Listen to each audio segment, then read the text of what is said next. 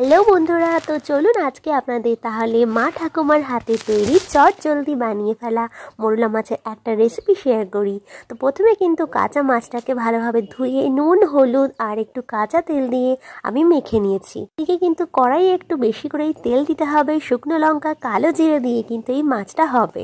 আর তারপর আমি এদিকে 2-3টে মতো পেঁয়াজকে ভালো করে কেটে নিয়েছি। তো পেঁয়াজটা হালকা করে কিন্তু লাল লাল করে ভেজে নেব। আর তারপরেই দেবো সামান্য আদা বাটা, নুন আর হলুদ এইখানেই আমি অ্যাড করব। সামান্য আদা বাটা দিয়ে কিন্তু আমি একটুখানি ভেজে নেব। আর তারপরে আমার ওই কাঁচা মাছটা যেটা আমি মেখে রেখেছিলাম ওটা কিন্তু আমি ঢেলে দেবো। আর ঝালের জন্য একটু লাল লঙ্কা ইউজ করবেন আর একটু কাঁচা লঙ্কা ইউজ করবেন, মাছটা একটু হালকা ঝাল ঝাল হবে।